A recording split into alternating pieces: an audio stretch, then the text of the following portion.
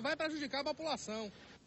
Vocês todos têm razão, como os manifestantes também têm razão no seu protesto. E é como o doutor Carlos Costa Gomes, que é professor, especialista em segurança pública, diz: é preciso uma nova ordem social em relação aos crimes, em relação à saúde, em relação à educação, sabe? Em relação à segurança, em relação a tudo. Uma nova ordem social, alguma coisa que modifique os hábitos de forma geral.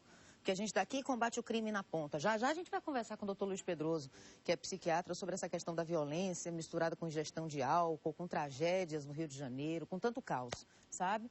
E agora eu quero ver, antes de falar com o doutor, o tempo. Eu soube que o tempo fechou, a gente aqui na Bahia tem uma característica. Às vezes o dia amanhece, maior sol, e depois, olha aí, segundo os meteorologistas, essas são imagens ao vivo da torre da TV Itapuã, na região aí, 7 horas 13 minutos, as nuvens carregadas sobre o céu parecem vir lá da região da ilha de Itaparica, não é?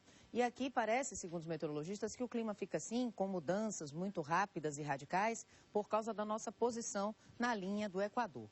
De qualquer maneira, já está chovendo na BR-324, pista molhada. Atenção, atenção, atenção, 1000 vezes atenção. A previsão para hoje é de tempo nublado a parcialmente nublado, com chuvas isoladas no oeste e possibilidades de chuva na região Cacaueira. Aqui na Bahia não há possibilidade de chuva forte, previsão de chuva forte, mas pelo que a gente vê, já começa a cair uma água sobre a nossa cidade, portanto, atenção redobrada. No trânsito, olha aí, fechou totalmente o tempo. E é impressionante a velocidade, né? Com que isso acontece. Bom, mais informações também sobre o tempo ainda hoje no Bahia no Ar e no itapuãonline.com.br. Porque agora eu devo saber do doutor Luiz Pedroso. Bom dia, doutor, tudo bem? Daniel. Bem-vindo, bem-vindo. Ele é psiquiatra. Eu queria saber do senhor o seguinte: a gente está vendo tanta tragédia, dá uma angústia no coração, tanta morte no Rio de Janeiro por questões climáticas. Aqui são mortes por motivos fúteis e banais. Saiu uma pesquisa dizendo que as pessoas têm ingerido mais álcool e têm mais crimes têm acontecido por causa dessa ingestão. Como é que o senhor avalia essa convergência de fatores estressantes na sociedade agora, hein? É verdade. O terrível disso é que, na maioria das vezes, são condições que podiam ser evitadas, né? E eu acho que a gente vive uma situação de ineficiência do serviço público em geral, né? Você estava falando aqui das questões de trânsito, de urbanização da cidade, de segurança pública, de ineficiência da justiça. Então, tudo isso gera muito desconforto existencial para você estar num espaço, numa sociedade assim, caótica e desorganizada. Isso é um fator de estresse muito importante. E será que é por isso que as pessoas estariam bebendo mais? Porque, segundo essa pesquisa, mais de 30% das mulheres que sofrem violência doméstica dizem que os maridos beberam, ou os companheiros, ou enfim, os autores da violência. E será que é esse estresse que gera o aumento do consumo de álcool e o aumento da violência? Será? Olha, não é só isso. O consumo de álcool e o alcoolismo, em particular, está associado a uma série de causas. Mas, sem dúvida, uma vida desconfortável, um excesso de estresse, um caos social, falta de referências, falta de valores, isso é um fator importante para agravar o alcoolismo. E esse tipo, quer dizer, a bebida e outras drogas estão muito associadas a determinados crimes e a situações de violência doméstica. Não quer dizer que elas sejam a causa está sempre no indivíduo, na pessoa, né? Mas elas são fatores coadjuvantes, associados e agravantes muito importantes. No início da semana, doutor, a gente mostrou o rapaz que matou o pai, com sinais de embriaguez, e aí fica aquela pergunta: como tratar o alcoolismo, o alcoolista, e como tratar se ele não quiser se tratar, por exemplo? Porque tantas famílias, às vezes, ontem mesmo recebi uma ligação: Daniela, está usando muita droga, chega, me bate, agride, xinga. Esse já é outro usuário de cocaína. Olha, Daniela, nós já vimos aqui algumas tragédias aqui juntos, eu e você aqui no seu programa, e vimos que essas situações não acontecem de repente, não é da noite para o dia que acontece uma tragédia dessas. A pessoa vem dando sinais de descontrole há muito tempo e não se tomam as devidas providências. Temos agora recentemente esse caso nos Estados Unidos, de um adolescente que fuzilou uma deputada e mais 15, 16 pessoas. Você vai olhar o histórico desse rapaz, né? Ele já tinha sido há 6 meses atrás recusado numa universidade por problemas de saúde mental. E ele estava na rua, solto, sem tratamento, tendo acesso a armas, não é? E aí você toca num assunto da maior relevância, como tratar uma pessoa quando ela não quer se tratar. Isso. Não é? Tem que ter o tratamento involuntário, sobretudo quando ela está se colocando em risco ou colocando em risco a família. E como é que as famílias podem fazer? Porque hoje em dia a rede pública não sei se consegue oferecer a quantidade de internamentos ou desses tratamentos que as pessoas precisam. Sobretudo em saúde mental, a rede pública está muito desorganizada, não tem condições de atender a população, isso é um fato notório. Os CAPs não funcionam ou funcionam precariamente. Aliás, até em outras situações que não de saúde mental, você vê o pessoal do SAMU, não é, fazendo greve ou ameaçando fazer greve por falta de pagamento, né? Então não há possibilidade. Tem muita gente até que elogia o SUS. Não há possibilidade de você ter um serviço público ou qualquer serviço de saúde que não parta da valorização do profissional.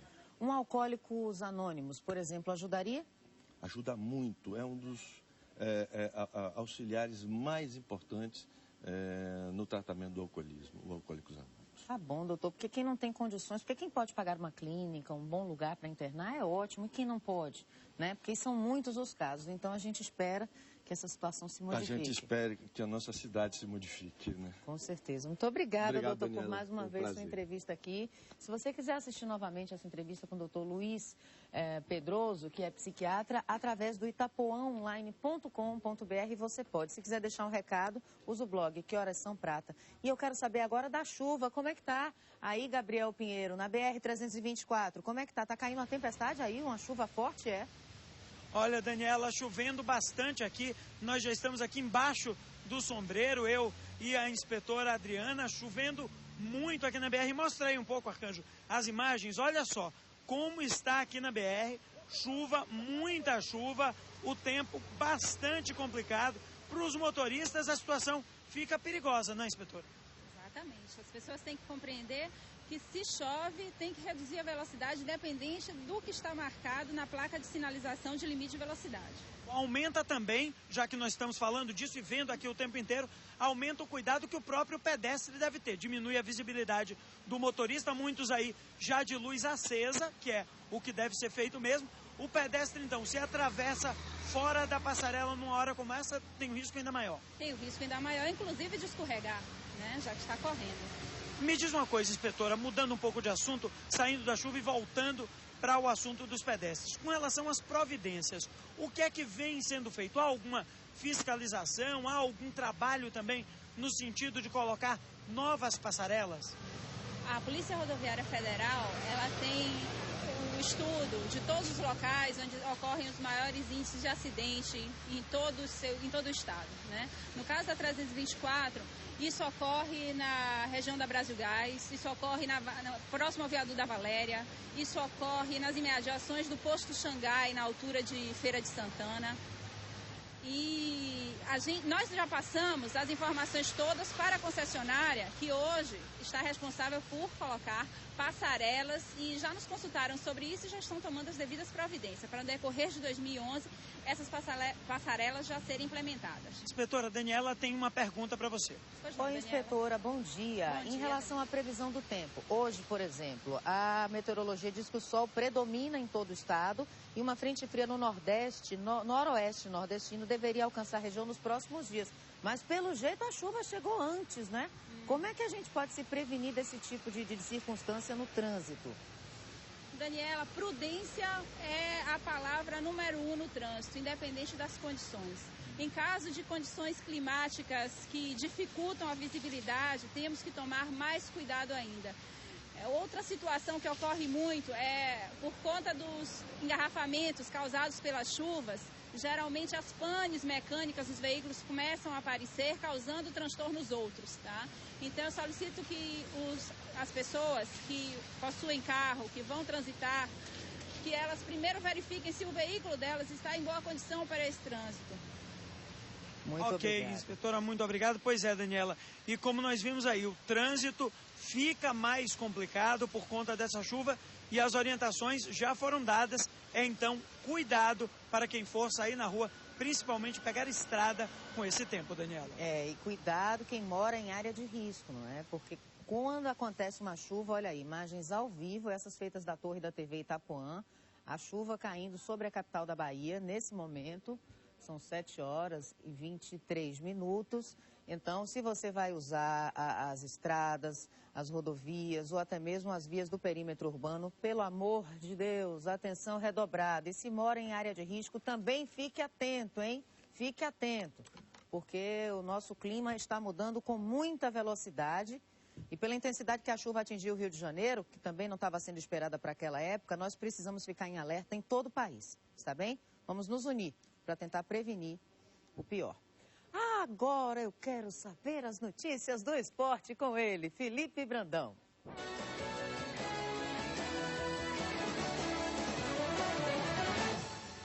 Bom dia, flor do dia. Bom dia, Daniela Prata, está belíssima hoje com o seu vestido de bolinha. Você não sabe de nada, eu dancei forró com Genival Lacerda. Foi mesmo? Daqui a pouco tem a reportagem. Você sabe dançar forró? Não, a gente tenta, né? Um pouquinho aqui, Cara dois passos pra lá, forró, dois passos pra cá, não é muita minha não, dançar forró. Vocês acham, telespectador, que esse menino dança forró? forró? Um pouquinho duro, Você tem cara prefiro que não... esporte, prefiro esporte. É, melhor. É melhor, é melhor. E é melhor falando de esporte do que jogando futebol também, com todo respeito. Aí, mas jogando futebol também dá pra tirar um caldozinho, dá pra tirar um caldo. Você tá dizendo, tá legal. Mas vamos falar de esporte, vamos falar de coisa boa, porque ontem teve Bavi, né? O Bavi do profissional, por enquanto, só no comecinho do Campeonato Baiano, mas já tem Bavi Júnior se enrolando ontem. Olha, a dupla Bavi dos juniores fez um jogo emocionante ontem nas oitavas de final da Copa São Paulo de Futebol Júnior. A partida, para deixar mais emocionante, foi decidida nos pênaltis. O Bahia só conseguiu vencer a defesa rubro-negra aos 43 minutos do segundo tempo, com Rafael. Mas o Vitória não estava morto no jogo. Nos acréscimos, aos 49 minutos, o Leão arranca o empate e a disputa vai para os pênaltis. Nas cobranças, melhor para o Bahia, que assegurou a vaga nas quartas de final e vai enfrentar o Santos na próxima fase. Pois é, rapaz, que olha, o jogo foi nervoso, foi tenso, como todo Bavi de juniores é, porque desde o começo já se cria esse clima de rivalidade. E, gente... Mas assim, alguém se sobressaiu, porque nesses jogos o que tem de bom é que dá para projetar, dá para ver talentos, né?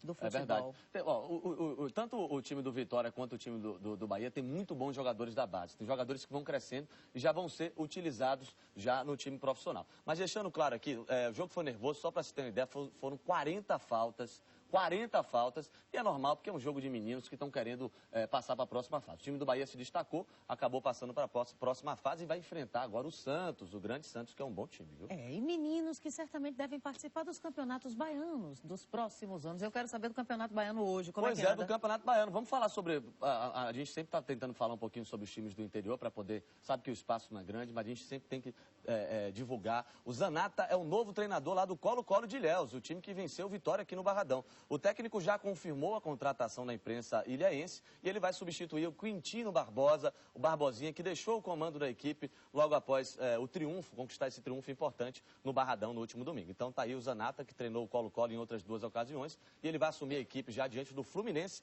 do Mário Pessoa, que vai ser a partida válida pela 2ª rodada do Baianão. Agora vamos falar sobre o Bahia, o profissional, já mostramos a Copa Juniores, vamos falar agora sobre os times da capital, o Bahia, que se reapresentou ontem e na atividade, a novidade foi o retorno do meia Ananias, que participou bem do treinamento de 2 toques realizados no Fazendão. Bahia que já vai se preparando a todo gás essa semana.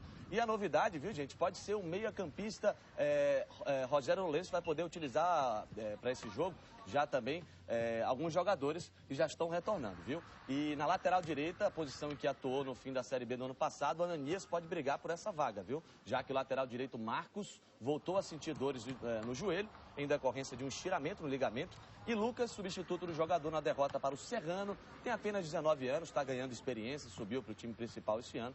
Então, o esquadrão está apostando todas as fichas também, Daniela, no Zezinho, o meia que veio do Santos, jogador de 19 anos, jogador que está tendo essa oportunidade. E tem tudo para ser a estreia dele nesse domingo em Pituaçu contra o Ferense. Então, o Bahia está apostando a ficha no Zezinho, que a responsabilidade vai ser grande para ele assumir essa camisa número 10. Só não aconteceu a estreia ainda diante do Serrano, porque a regularização do jogador ainda não tinha saído.